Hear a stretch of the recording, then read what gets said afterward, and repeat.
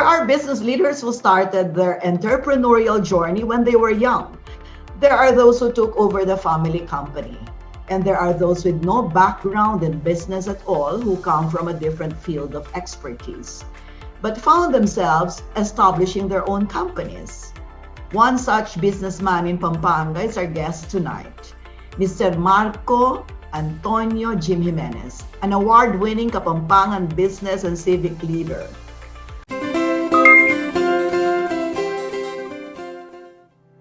Initially, Mr. Jim Jimenez didn't set out to be a businessman.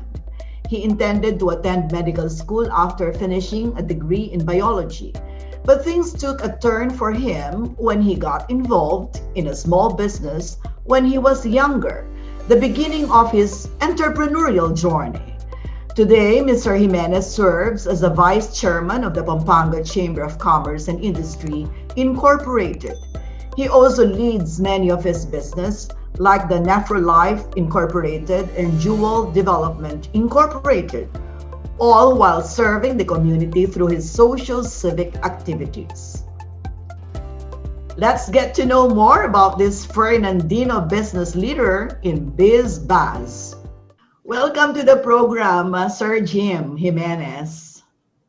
Thank you, Tita Sonia. Thank you for having me here. Your father was known as a pediatrician ng bayan. Your immediate family, including your mom, were medical practitioners. And I understand that that was the original path you were to take as a young person, yes, as a student, right? Yes. How come you did not become a doctor? Well, the truth of the matter is, I really wanted to become a doctor, no? Ever since. Yun yung parang tunnel vision ko nung bata ako, because that's what I saw with my brother and my sister. By the way, I'm the youngest of three. No?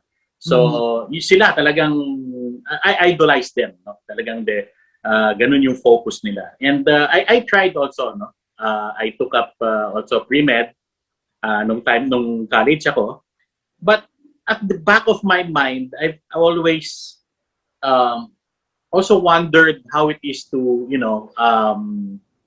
to go into business, to go into entrepreneurship. You know, para bang, at the back of your mind, I don't know.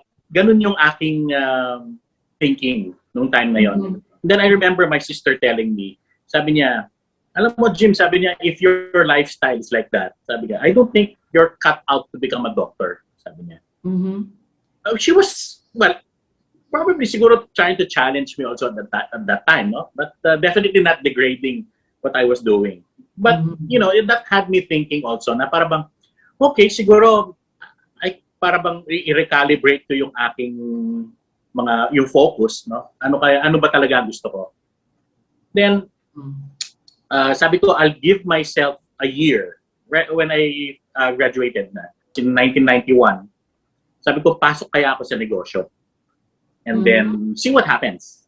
O kaya, makikipagtrabaho, no? See what happens. Yung motivation at that time, ang gustong-gusto ko lang talaga at that time is to have a car. Ano mo, yung mga kabataan, no? Gusto mo, may kotse ka, gusto mo, well, ayoko nang humihiram sa tatay ko, gano'n. So, parang yun yung naging motivation mo, yung goal mo. So, and then tama-tama, my aunt was doing business in real estate. She was building houses in Manila and then selling them. No? At that time, in 1991, very scarce kasi yung mga pabahay noon sa Manila. No? Para bang pinag-aagawan. So I asked my aunt to teach me. So I apprenticed with her for a couple of months, or 6 months yata. No? At the same time, we started also scouting for a lot that I could work on. I took out a loan from my parents. I took out a loan. Sabi ko, pautangin nyo naman ako. Sabi ko, total, hindi naman ako magme-medicine. We'll see what happens. And then, well, sa awa ng Diyos, I built my first project and then we sold it. Ang bilis, no? Nagulat ako sa response ng mga buyers nung time na yon. So, right after we completed it, when it was out in the market, biglang-bigla, in just a matter of weeks, I got a number of calls already, and then eventually, in a month's time, we closed the deal, and that's how I did my first venture. Then I did not look back anymore to going back to college. How did your parents react, including your siblings? There's no problem. They supported. Ganun naman yung parents ko. As long as you're doing the right thing. May pamilya ka na nun? Meron na. I got married in 93, so I already had a son then noong 1997. And a daughter na noong time na yun, 1996, pinanganak yung pangalawa ko. Nahirapan ako noon kasi I had a huge exposure in loans, and then from the 16%, nung araw 16% pa yung interest rates, ngayon kasi mababa na. Nung araw 16%, that was normal. May umabot ng 30%, parang wow, doble, no? And ayun, and then syempre I really had to tighten my belt and everything. Paano ka naka-recover? Because nung time na nag-decide kang umuwi dito sa Pampanga nung 95, Pinatubo yun. It's funny because during lahar, October yon, lumilikas yung mga tao. I remember, I vividly remember, lumilikas yung mga tao, may mga hina-hire na mga trucks to hakot their October 9 furniture. Sabi naman, tinatawagan ako ng mga furniture makers para kunin ko na yung gamit ko kasi hindi na nila ma-store sa kanilang warehouse. Pinapabalik nila sa Pampanga.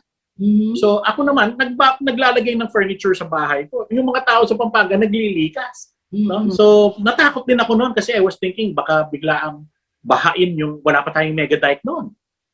So ano kaya kung bahain tayo dito, di ba? So that was also really scary at that time. Yeah.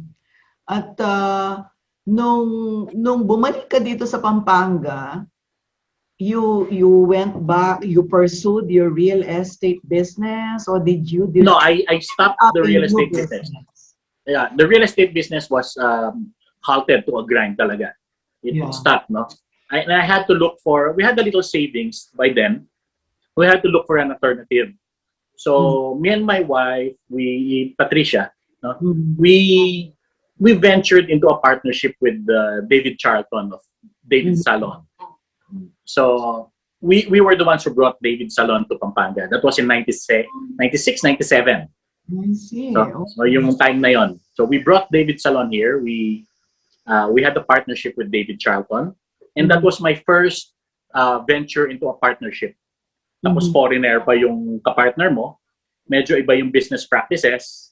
No? So I guess na medyo natutunan ko rin yun how to negotiate with foreigners nung time na yon. So yeah, that was a good run also when we had David Salon here. Kasi right after the first branch, we immediately opened the second branch in Angeles because of the good response ng market. So yeah, that was a good run.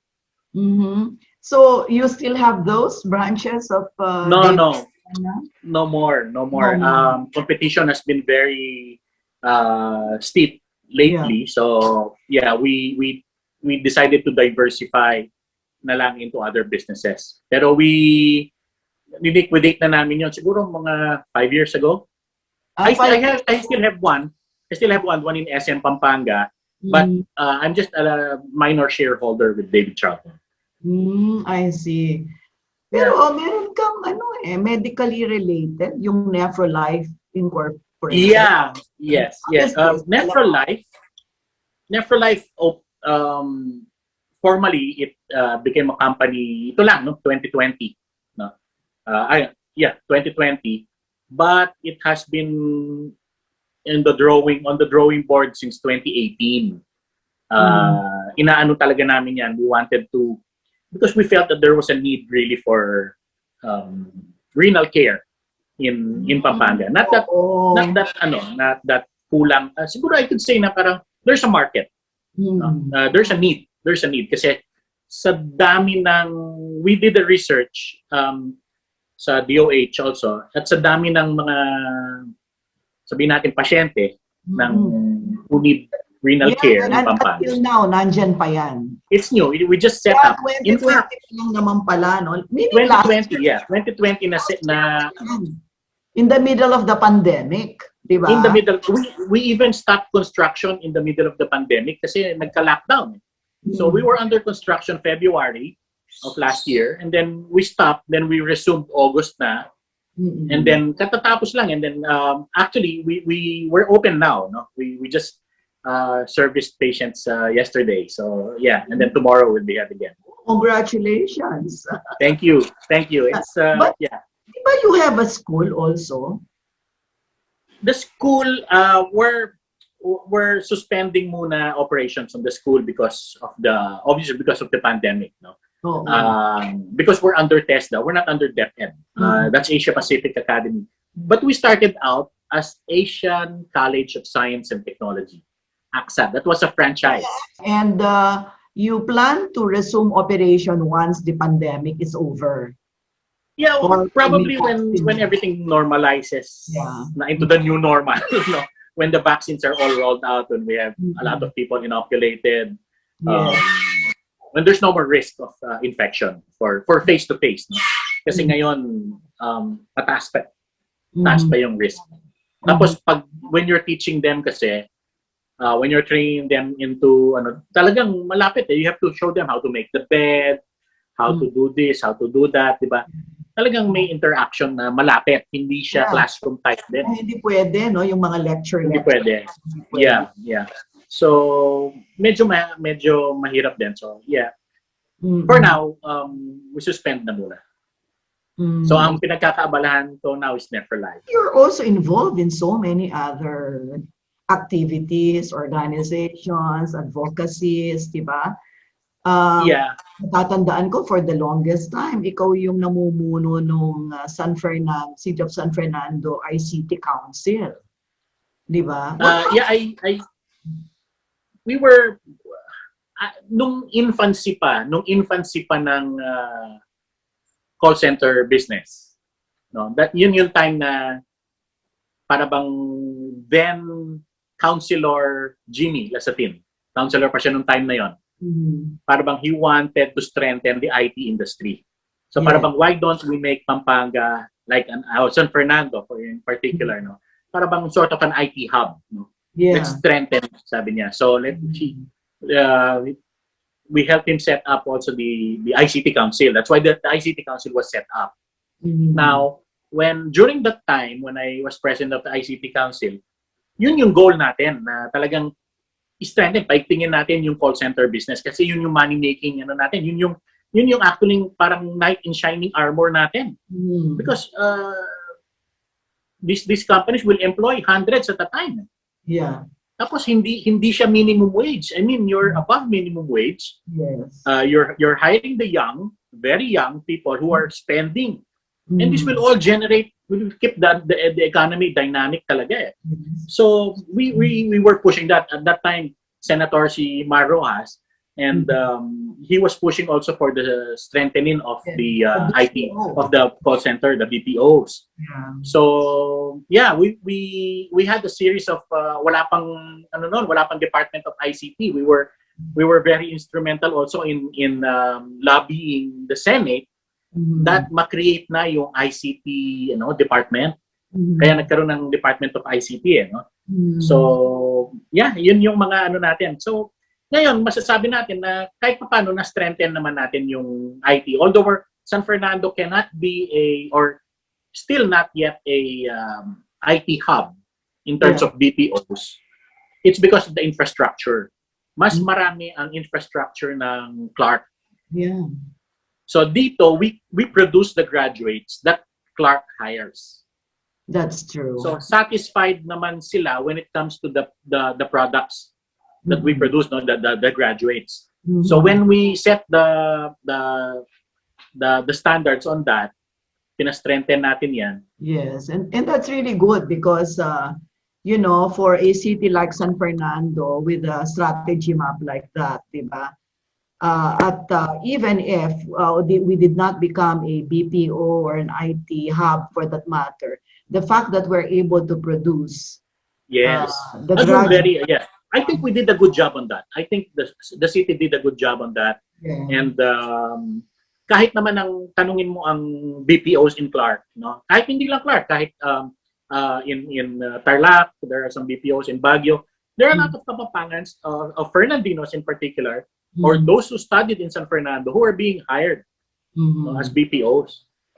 So yeah, It has been a good run also. Although now si Bert Batak si Robert Batak ang presidente ng ICT Council. And he's doing a great job also. 3-4 times kang naging presidente ng PAMCHAM, but since the inception of PAMCHAM, you were already among the officers, the directors. The board, yes. I came in as board in 2006 or 2007, I think. Na-set up na yung PAMCHAM, mayroon ng set of board of directors noong time na yun, but I was not yet. I was not included in the original batch, no. Yeah. Nagkataon nag-resign yung isang board member, and then I came in. Yes. So, and then eventually, I ended up being the president in 2010, I think. Yeah, 2010 to 2012. Yeah. I remember during that time, one of your major projects then was where PAMCHAM's engagement with foreign chambers. We had a lot of engagement with foreign chambers noong time na yun. Particularly Argentina and Chile. They're very happy, no, when kasi parang first time nilang nakipag collaborate with a provincial chamber noong time na yun. Usually it's always Manila who's collaborating with them. So they were very happy that we opened up some doors. Hopefully sana ngayon, no, meron pang mga takers doon sa mga businesses nila. Because I remember ang dami natin in-introduce sa kanilang mga businessmen from Pampanga, no, na pwedeng makipag-match doon sa kanilang business in Chile and in Argentina at that time. And then we had Hawaii also, the Filipino Chamber of Commerce in Hawaii, the American Filipino Chamber of Commerce in Hawaii. They came in with their mayor. I don't know if you remember that. I remember that. Yeah, Mayor Caldwell, of Hawaii. So they came in here and we had a sisterhood signing with them. I also remember one IT company who closed a deal with them. Yeah, but one thing I will never forget was our trip to Daanbantayan, Cebu. Yes. And, yung relief operation natin, we served, I think, more than 2,000 relief packs. Naalala mo yun? Yes, of course. Namigay tayo ng bangka. My daughter Lara was with us then. Katatapos lang ng bagyong Yolanda noon. Oo, kasi when we went there, devastated pa lahat eh. Grabe ang devastation. Although, yung sabi nga ni Mr. Laos nung time na yun, di ba, para bang tayo nagtumutulong sa kanila because we know how it felt nung tayo tinamaan nung Mount Pinatubo. And we know how it feels. That's why, we're also, tayo naman ang may kakayahan tumulong. So we went there to help out. Ano yung anong observation mo sa resilience ng mga Kapampangan when it comes to the pandemic? In our case na maintain natin, siguro yung sense of responsibility ng bawat isa. You'll see them naman eh. You go out in the malls, they're practicing social distancing. Yeah. The masks are always there and the shields. Then the response of the businessmen, okay naman eh. So far, maganda pa naman yung gulong ng ating economic activity. No? Nakita mo yung mga bangko, they're all very busy. The palengke, it's okay naman. You go in downtown now, okay naman. No? You see a lot. Pero syempre, not that much people really outside. No? Because also, syempre, takot din. Ano? But there is activity. And we're not on a sorry state. Mahirap kasi if you're in a sorry state na talagang walang bumibili ka, they'll impose another lockdown. It's not that I'm against lockdowns, but you have to really balance everything.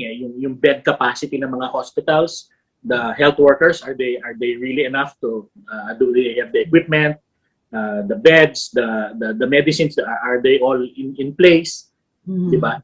Then you have to balance it with the economy also. We cannot just shut down and just shut down. Talagang ang daming gugutumin. Ang daming gugutumin talaga. So it's really a balance. Mahirap i-balance. It's easier said than done. Ano yung major complaints, if any, ng mga members ng PAMCHAM pagdating sa government response? Samot-sari ang maririnig mo eh. There are a lot of iba-iba. you meron kang makakausap na talagang konting ano lang, they will always find fault sa government. Iba naman konting ano lang, they will always praise kung ano yung ginagawa ng government. Iba talaga. I don't think that that I've spoken to anyone talagang solidly na talagang ganito lang talaga ang paniniwala. So marami pa rin, sabot-sari pa rin yung reaction ng mga tao when it comes to government response. Locally, government response locally, I'm talking about national, on the national level.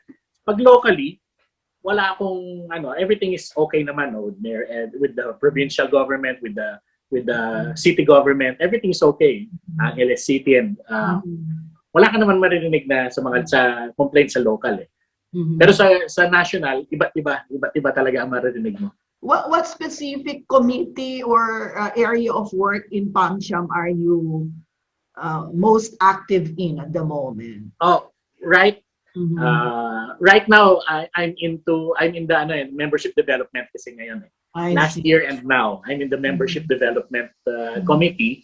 So, well, the pinaka dyan is challenge is syempre members talaga maghihikayat ka, and then how to maintain the number of members that you have, the roster, and the diversity also of the membership.